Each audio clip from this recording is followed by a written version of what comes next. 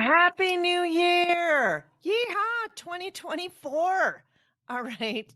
I don't know about you, but I love planning out my year and setting goals and really reflecting on how my past year went and being super intentional about what I want the next year to look like. In today's episode, I'm going to dive deep into what I do to brainstorm my goals for the next year, and I'm going to give you some tools and questions you can use to set your year up. Hello, dreamers. Welcome to the Late Starters Club, giving you the inspiration, mindset, and tools you need to start something midlife and beyond. Remember, it's never too late to follow your dreams. So, one of the things I love to do is reflect on how the past year went. I'll take out my goals. I prepare a one-page business plan that I have for each year. And I also pick 3 words that I am going to use as inspiration and intention for the year. So, what I'll do is take out that plan from the last year, review, take a look at how things went, and just reflect on the year. Now, if you haven't set up anything quite as formal, you can use some of the questions I also like to look at and just reflect more extemporaneously. So, some of the questions I review are like, what were my successes this year? What did I accomplish? What went really well? What am I proud of doing?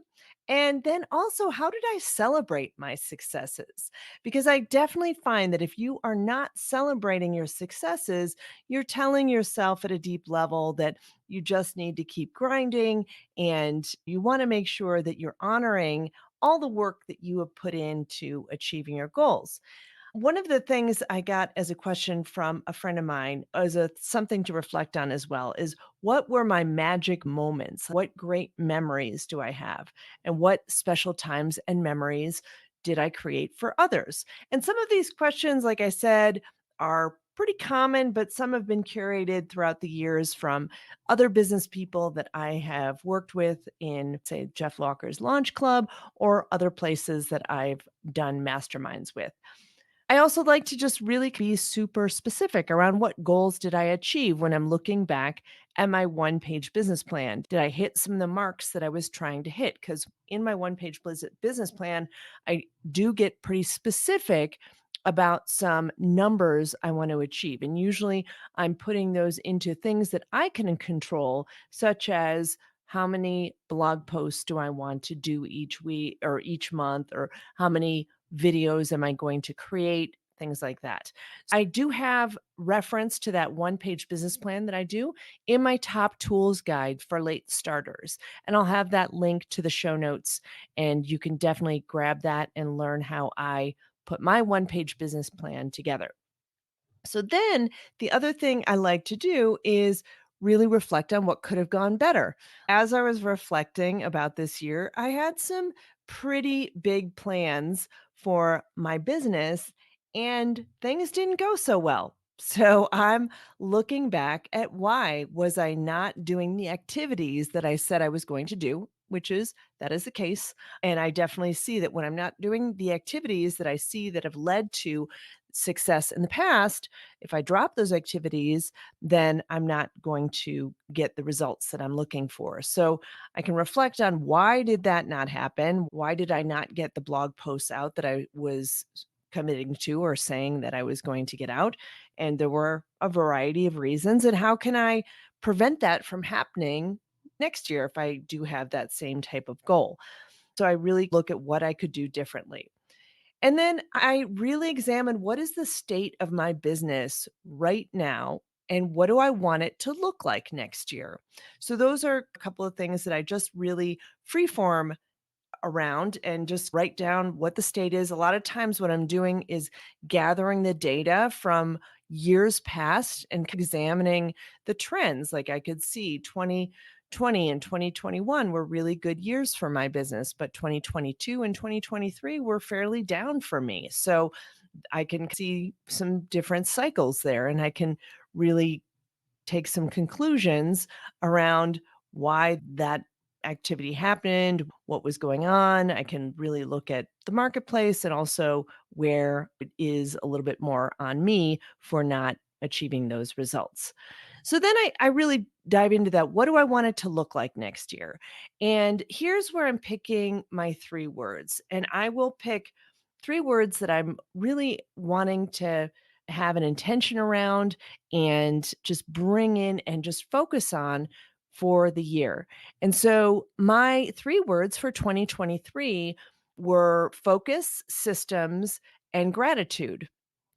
And I definitely hit the gratitude. I have been super grateful all year for lots of different things that I've really come to appreciate how gratitude is affecting my happiness and how just being grateful for whatever is happening in my life, I can really just be joyful and really be thankful for all that I have. I definitely put some systems in place around my podcast. I have my podcast manager, Sarah Scott, who's doing an incredible job at getting this podcast out regularly, creating reels.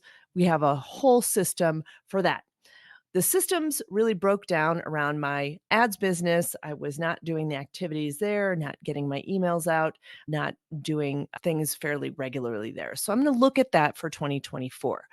I do have systems around my comedy shows. I definitely have been booking more shows there. I've been putting together a framework around how I'm renting venues, how I'm booking the comedians, and getting bigger and bigger venues and growing my list there. So the systems have come into place in some places, but not in others.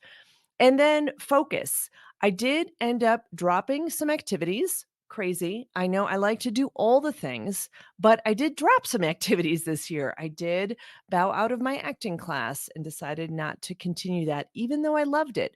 I knew that it was just too much. And as I was doing more activities in the evening with my comedy, I knew that something had to give. So I did bow out of that. And I do realize that I got a little more focused around what I want to continue in 2024 and really making sure that I'm doing the things that really bring me joy. So that is how I reflect on the state of my business. I look at some concrete numbers, but also look at some of the intentions. And then I start to develop, what do I want it to look like next year? What do I want to do more of? What do I want to do less of? Where can I think bigger? Where can I grow? Where do I see myself in 5 years? That crazy question, right?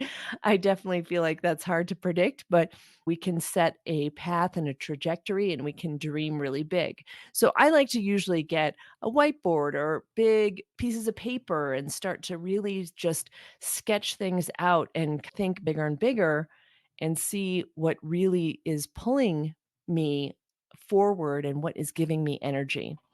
So, those are things I really like to reflect on and brainstorm around as I start my 2024. And I love doing this. And I know that people have different methods or different questions they ask themselves. So, I would love to hear if you have any questions or any methods of brainstorming for your 2024 or your year ahead.